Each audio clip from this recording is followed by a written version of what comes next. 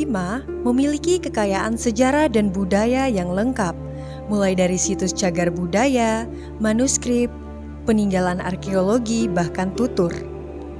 Di tepi teluk yang indah ini tersebar situs cagar budaya antara lain Waduk Paa, Benteng Asakota, dan makam-makam kuno seperti di Pulau Kambing dan di sepanjang Melayu Kolo.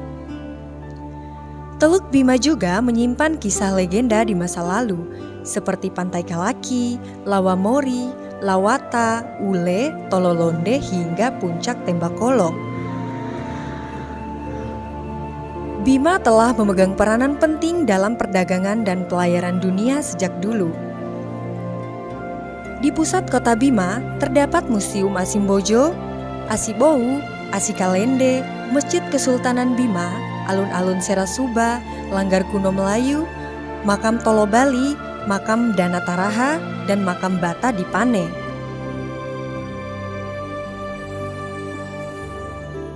Peninggalan tersebut adalah bukti bahwa Bima adalah kota pusaka, kota sejarah, dan kota peradaban yang telah memainkan peranan penting bagi sejarah dan peradaban dunia.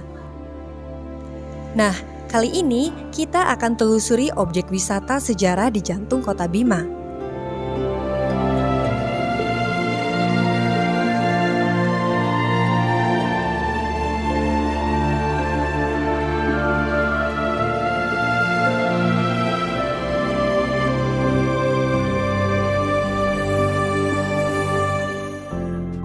Museum ini dulunya adalah Istana Kesultanan Bima yang disebut Asimbojo.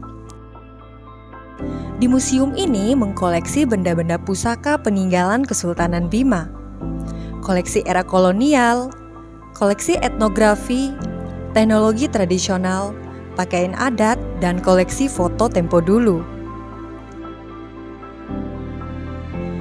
Di lantai 2 terdapat kamar Sultan dan putra-putrinya serta kamar Bung Karno, karena sang proklamator pernah 2 kali berkunjung ke Asimbojo. Di sebelah timur Asimbojo terdapat istana kayu yang disebut Asibou atau Istana Baru. Saat ini Asibou masih ditempati oleh keluarga dan keturunan Sultan Bima. Asibou dibangun pada tahun 1904 sebagai persiapan rumah tinggal sementara ketika Asimbojo dibangun.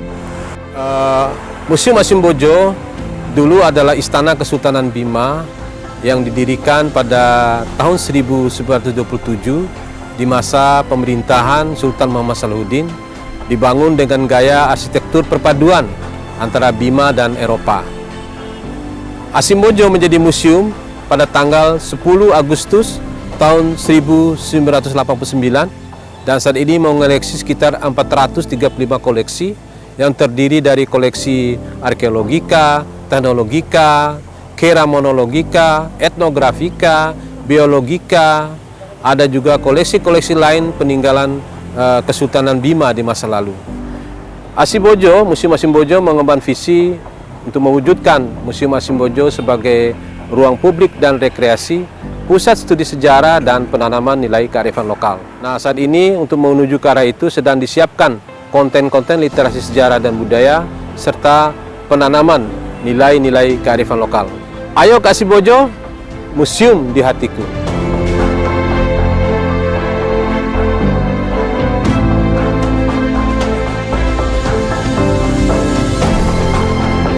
Masjid yang terletak di Kampung Sigi atau di sebelah selatan lapangan Serasuba ini adalah bukti sejarah keemasan Kesultanan Bima. Masjid ini dibangun oleh Sultan Abdul Qadim Muhammad Shah dengan Wazir Ismail pada tahun 1737. Pembangunan selanjutnya dilakukan oleh Sultan Abdul Hamid dengan merubah atap masjid tersebut menjadi bersusun 3 yang mirip dengan Masjid Kudus. Di sebelah barat masjid ini terdapat makam para Sultan Bima beserta para kerabat dan keluarganya. Ada 6 Sultan Bima yang dimakamkan di kompleks ini, yaitu Sultan Abdul Qadim selaku pendiri masjid tersebut, Sultan Abdul Hamid, Sultan Ismail, Sultan Abdullah, Sultan Abdul Aziz, dan Sultan Ibrahim.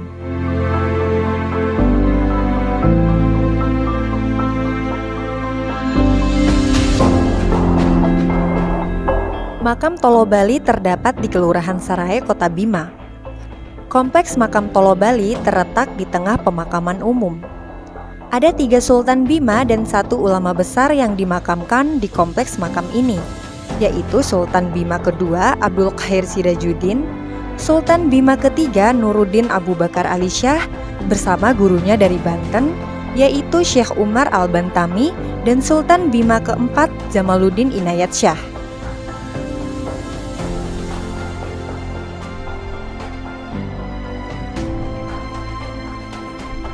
Bangunan ini adalah sebuah langgar atau musola yang diperkirakan dibangun pada tahun 1608 Masehi. Langgar kuno terletak di RT 14 RW 6 Kelurahan Melayu, Kecamatan Asakota, Kota Bima. Bangunan ini memiliki 16 tiang dengan ukuran 8 x 8 meter. Langgar kuno Melayu didirikan oleh para mubalik dari Minangkabau. Keberadaan Langgar Kuno Melayu berkaitan erat dengan proses awal penyiaran agama Islam di Tanah Bima. Kini, Langgar Kuno Melayu masih difungsikan sebagai sarana ibadah dan tempat pengajian Al-Quran atau TPQ untuk anak-anak dan warga sekitar.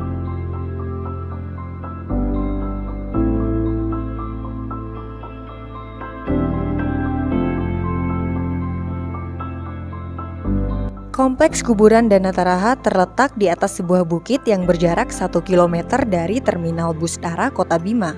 Lokasi ini dapat dijangkau dengan berjalan kaki atau dengan kendaraan roda 2 atau roda 4, dengan mendaki bukit kecil menelusuri jalan yang sudah di hotmix. Danataraha berada di atas ketinggian lebih kurang 350 meter di atas permukaan laut. Di kompleks Danataraha terdapat makam Sultan Bima pertama Abdul Qahir I, Sultan Bima ke-5 Sultan Hasanuddin, Sultan Bima ke-15 Abdul Qahir II, dan Sultan Bima ke-16 Ferry Zulkarnain. Di samping makam para sultan, terdapat makam Karangpopo atau Wakil Panglima Perang Makassar, makam Panglima Perang Kesultanan Bima Jalaluddin, makam istri Sultan Abdul Hamid dari Sumbawa yaitu Datu Sagiri, dan 20 makam kerabat Kesultanan Bima. Suasana makam Danataraha sangat sejuk dan asri dengan rimbun pepohonan di sekelilingnya. Pemandangan Teluk Bima dapat menjadi salah satu spot foto dan video bagi para wisatawan. Bismillahirrahmanirrahim. Assalamualaikum warahmatullahi wabarakatuh. Saya Abdul Hafid, Sarjana Ekonomi Magister Manajemen Inovasi, Branch Manager PT Bank NTB Syariah Cabang Bima. Kami mendukung sepenuhnya langkah kreatif dari UPT Museum Asimbojo dalam rangka mengenalkan dan mempromosikan objek wisata sejarah di jantung kota Bima. Langkah terobosan ini diharapkan akan dapat menumbuhkan dan menggairahkan ekonomi kreatif yang ada di kota dan Kabupaten Bima tercinta. Wabillahi taufik wal hidayah. Wassalamualaikum warahmatullahi wabarakatuh.